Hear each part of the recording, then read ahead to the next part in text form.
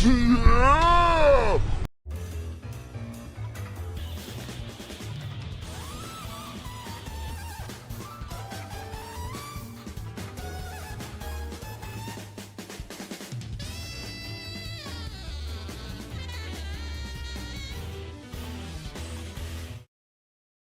you clicked on this video, you more than likely know who the challenge run is centered around this time. Every player on repeat playthroughs never lets him live. He is the winner, and he'll let you know it. It's Oliver Swanick, man! I originally had an idea for a run just as a powder ganger, and then decided, why not make myself like the most well-known former member of the group? There's a lot of chaos and hijinks to get to, so let's do it. Resurrecting in Doc Mitchell's after the usual run-in with a certain mailman, I gave my name and sculpt a fairly decent replica of his mug. I can find glasses he wears on the counter, and then assign my special stats. Like any NPC in the game, Oliver does have some assigned, and his go as follows. Strength 5, Perception 6, Endurance 5, Charisma 3, Intelligence 3, 5 Agility, and 4 in Luck. I still have points left over, so I figure maxing out luck made sense, being the lottery winner and all. The last few went into endurance, as defenses will be lacking this time around. Similarly, his tag skills are explosives, guns, and melee. This will cover the variety of weapons I'll allow myself. The only trait I take is Wild Wasteland, as NPCs don't get normal traits, so neither do I. I'll address it now, since Oliver doesn't spawn with any. I'll be using any weapon generic gangers typically spawn with, so stuff like the 9mm pistol, 257 revolver, varmint rifle, cleavers, single shotguns, and of course dynamite will do. I drop all the DLC items and the majority of stuff Doc gave me, then rob Chet, and pick up the varmint rifle from Sonny. In a change of events, I decide to help out Joe Cobb to take over Goodsprings, so bye-bye to the least favorite beetle. I don't bother shaking down Doc or Chet, and just start the attack by hanging out back on the expectation that the townsfolk will kill some of the gangers, and I could grab their outfit and weapons. Well, they did. In fact, by the time the dust settled, all the nameless gangers died, and only Cobb made it out alive. When I got dressed, I did join in on the fight, killing Doc in front of everyone firing into me, but my endurance showed through, putting down Trudy and Easy Pete, before going on to miss 3 95% point-blank shots of VATS on Sonny. Cobb stole the kill on her, but wouldn't talk to me until I put down Cheyenne. I did level up until Confirmed Bachelor then, for the 10% attack damage and nothing else. I then realized that the regular ganger outfits provide exactly 0 damage resistance, so that's great. All my dead friends did provide me with most of my arsenal going forward though. I wanted a bit more dynamite for the road ahead. This is where I've remembered the glitch that if you shoot dynamite on the ground, you can kill NPCs without losing rep if they're in a faction. So I did exactly that to the few in the camps outside, nearly blowing myself up, but coming out with a net positive on sticks. They also carried 9mm pistols, so I got a good amount of ammo and could keep my own gun in good condition. I then learned one huge downside, along with the outfits having no DT, and that is making every NCR affiliated NPC hostile to me on sight. But killing the troopers in Primm does give me their helmets to wear, as some gangers do wear them too. I then thought to myself, it would be a good idea to head to the NCRF to see what supplies I could get, or more likely steal for myself. The other famously annoying character drops by, but I drive him off with a bat and bullet. Maybe Malcolm could be another run idea. I don't know. Once at the prison, I can scrounge up some extra ammo, caps and such, and then figure I could do some of their questline. First task from Eddie is to kill a breakaway leader in Chavez, but before leaving... that comes after me won't have it easy.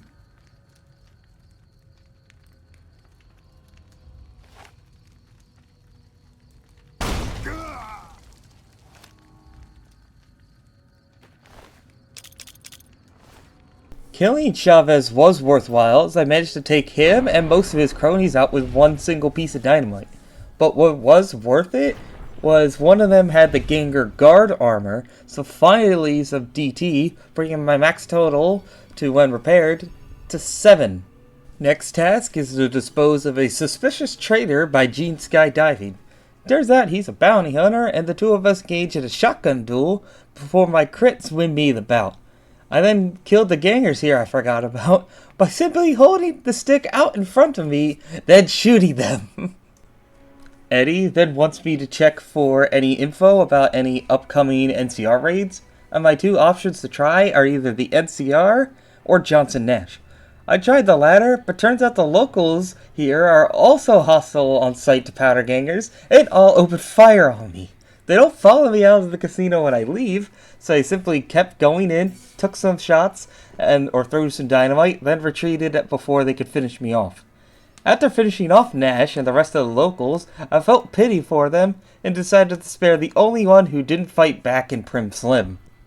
Well, I guess then the NCR will have something, or this endeavor is a dead end. Fortunately, after disposing of Lieutenant Hayes, he had a note on his person telling of a planned attack, and I could get back in time to tell Eddie about it. Level 4 I reach, and decided to take Lady Killer for some more damage output. The attacking NCR are too focused on killing the other prisoners, who I don't bother helping defend the place, and instead flee like the coward I am, I mean role-playing as. I made my way back to Primm and discovered my dynamite on my quick select was bugged. Had to reassign it to get it to work again, and then thrown said dynamite at the convicts and the Bison Steve. Despite being fellow escaped prisoners, they are not friendly to see me. But I want to kill them to root the reward of their weapons and the drugs upstairs. I was there for that and just simply left Beagle to his fate. Leaving town, I blew up some more flavors of jackals before cutting across the dry bed. It would be a bad idea to head towards Mojave Outpost, which is unfortunate as I can't access Major Knight repair skill, and my armor is fragile and already broken, so now it only provides 3 damage resistance. I encounter my notorious doppelganger powder ganger self outside Nipton, and as the saying goes, there can be only one.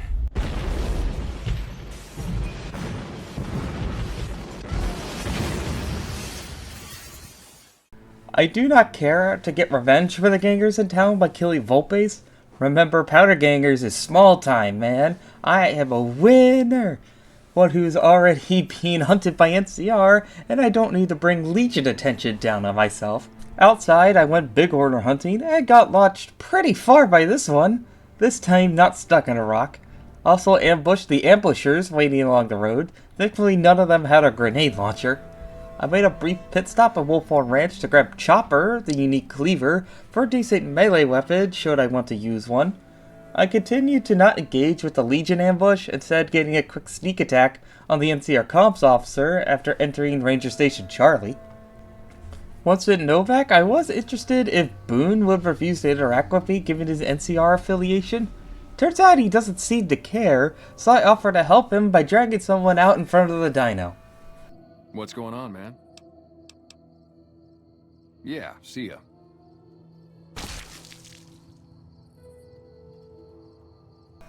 The quest still completes despite Boone's aggravation, and I took toughness, something quite essential for future fights. But like I said, Boone for whatever reason didn't appreciate my help, so I killed him too. Feeling sorry, I then dragged both of their bodies over to the graveyard. Now that Novac has been left with no one to defend it should the Legion attack, I hightail it towards the strip, trying to avoid any NCR along the way. I do kill this one prospector hogging the bed, not realizing there was another one to use. Well, this didn't entirely pan out, as my attempt to give Karen and a sharecropper farm a wide berth to the east led me into a group of NCR soldiers by the water pump. Having seen Revenge of the Sith, I took the high ground to throw dynamite from a safe distance. However, they too must have watched it, and none came to challenge me by claiming I underestimated their power. I did change position while staying in cover to avoid concentrated fire. Eventually, I whittled them down, once again proving how much of a winner I am. When I made it to Freeside, I was able to get my armor repaired at Mick and Ralph's, something I'll be stopping by to do often, as Mick is just about the only person I have access to for repairs. Then things went horribly wrong. Let me explain. Wanting to be the king of annoying NPCs, I shot at the Mick and Ralph's crier at the gate to shut him up. This was the terrible mistake. I then entered the old Mormon fort wanting to buy supplies, but they instead gave me a lot of bullets and pain for free instead. One death wasn't enough for Beatrix and Julie, who pursued me through the gate, only for the Kings to jump in and finish me off again. Next life, and I shot back to take down Beatrix, who Julie then looted for her revolver. The two of us dueled in the streets of Freeside. Now, having collapsed the medical services of this slum neighborhood, I had enough caps to get into the strip, expecting the NCR security to start a fight with me. Surprisingly, they didn't. Yet. Yeah, they were fine on my first appearance, but after conversing with House and then leaving, thereby causing the NCR messenger to spawn, things rapidly deteriorated. The military police now wanted a piece of me, and after killing one in self-defense, the Securitrons then wanted in on the action. Thank God for Victor standing out front, providing excellent cover from incoming fire, confusing the AI of all the Securitrons who wouldn't use their grenade launchers with him close by. I could only imagine what Mr. House is thinking after I promised to go get the chip, and instead am gunning down his security force while using another one as a robo-shield. Well, after my fiasco in the old Mormon fort tarnished my reputation in Freeside, Mick isn't willing to do my repairs. No worries, I know of a solution. Throwing some excess caps at the Garretts, I can have him spin a tail to boost my rep, so let's hear what he came up with for making up for killing their primary doctor. Great. This is gonna require an epic tale of heroism. I've got it. I'll say you slew a nest of deathclaws living in the sewers. It was bloody work, but you waded through the pack like a man possessed. Funny thing about killing NPCs on the strip, the game often teleports their bodies into other zones, hence this Securitron breakdancing inside the gate. Anyway, here's a new Vegas fact for you. These newsstands aren't just for show, interacting with them gives you a skill magazine. Enough about the did you know facts and bugs, for now, as despite my cowardly nature, I need to get the platinum chip. So to toughen my spine, I take a massive amounts of chems and begin throwing down with the chairman. My explosives did a good number on many of them, but did get to the best results I had to use VATS or they'd scatter away. The excitement of it all was causing some slowdown, so my best ulterior strategy involved using the revolver and VATS. Betty was still on the stairs as I didn't progress the initial main quest at all. In the end, I finished him off by catching him with a dynamite blast.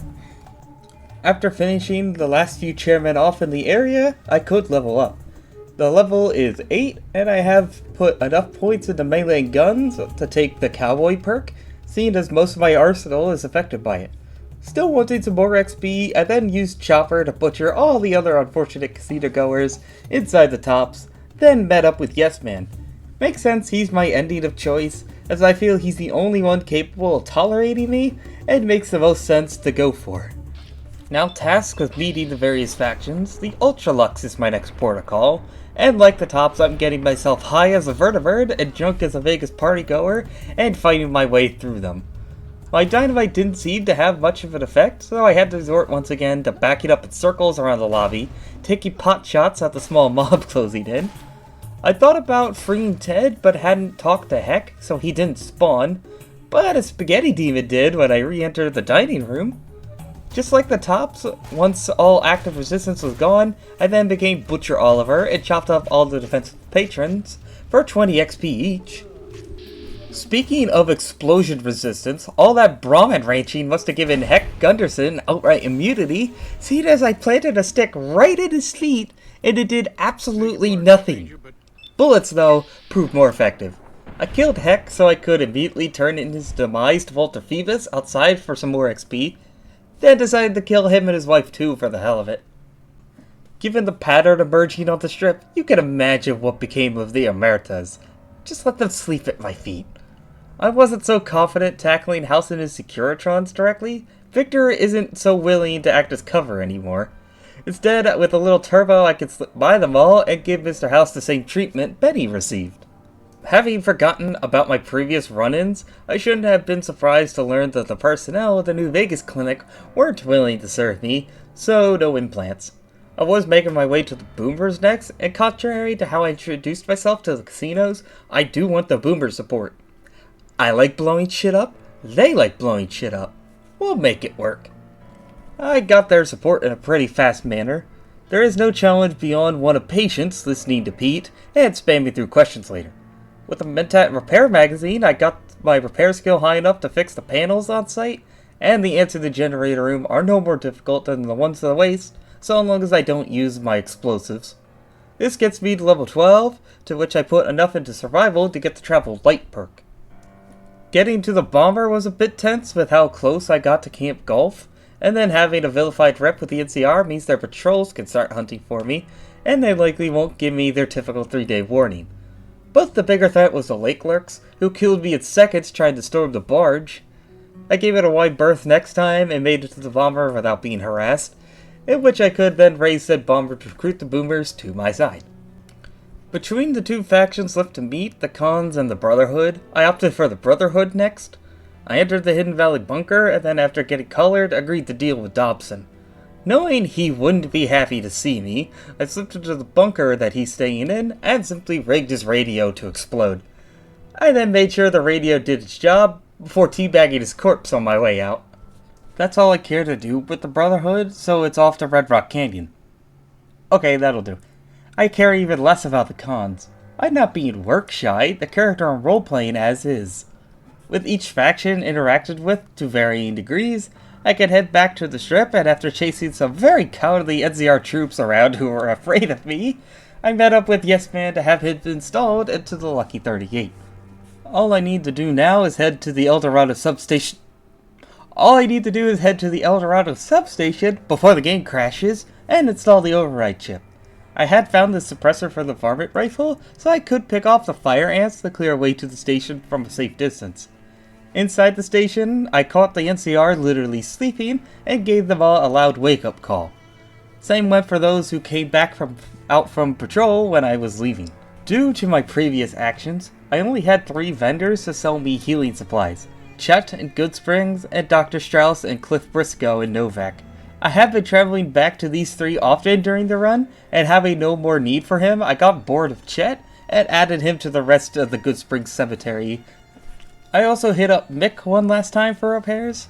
Just repairs, as he seemed to bug out and wouldn't bring up the menu to trade. Also, this random Freeside thug just happened to be paying MNR a visit at the time.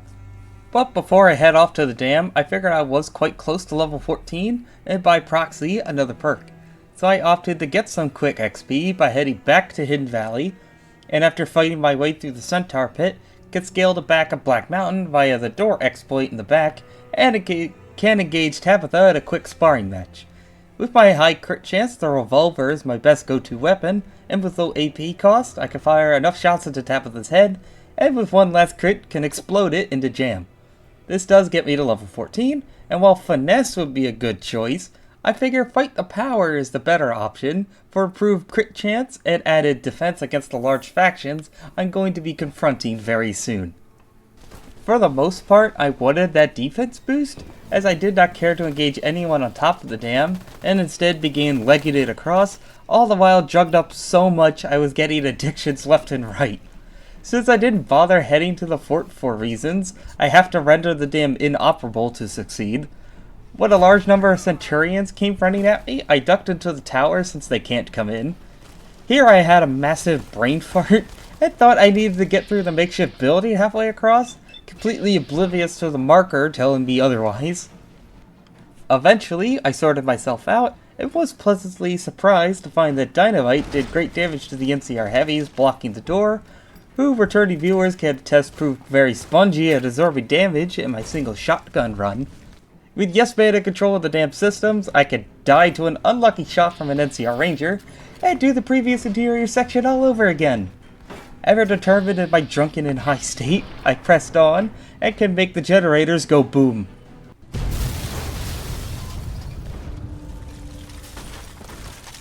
Steady uses of VATS to guarantee landed headshots can make short work of the remaining NCR and Legion, and I can make my way topside where my limited secure jump backup can ferry me to the rest of the way to the Legates camp. Crits and VATs have been my saving grace throughout this run, and while they proved yet again to be able to deal with single Praetorians and veteran Legionnaires, I have no illusions that it wouldn't be enough to beat Lanius. Not that I didn't try, I did give it one go head on. It went as well as can be expected for a fight between the Legion's best general and the local lottery winner. So I took a different approach. I mentioned way back at the start of the run that drop dynamite can be shot to explode. Well, when you lay out several at once and set them off, anyone caught in the blast will take the collective damage of all the explosives, so I piled them up before the ramp and then remembered, oh, I had some powder charges from some of the camps, and began adding them to the pile.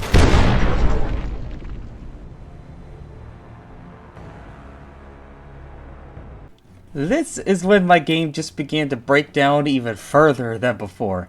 Loading back into my last save caused another crash, then another. Third time I managed to get back in, and began laying out my trap again, this time with the powder charges first and spreading them out. When the legate came near, I popped the turbo I had, but was slightly late and only knocked the legate down to half, before he batted me away without swinging. With my trap having failed and his reinforcements now in the fray, I knew where this was headed and reloaded. Only my pile of dynamite I had laid out had despawned, but the charges were still there. I then loaded back a bit further, only now my revolver seemingly broke in my hand. What the fuck is going on? Regardless of the level of bugginess New Vegas exists in currently, I lay out my dynamite trap again, determined it should be enough to take Lanius out. Second try, and he has some difficulty getting down, but what he does, it's a don't blink and you'll still miss it moment as he launches out of the arena at Mach 5. With his backup still in pursuit, I didn't have time to check where he went, but wherever he was dead given the quest update, so after saving, I then triggered General Oliver to appear. His ranger backup quickly fired me into an early grave the first time, but next time I got away just in time for Yes Man to come in clutch and do away with Oliver.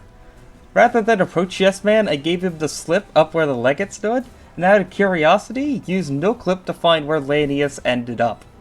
Turns out he didn't get much air, as he must have blasted away in a horizontal direction, given that I found him stuck to the exterior wall of the camp.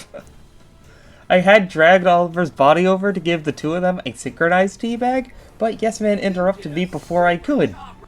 And with that, I can answer the question on everybody's mind. Yeah! Second battle at Hoover Dam! I did! Smell that air! Couldn't you just drink it like booze?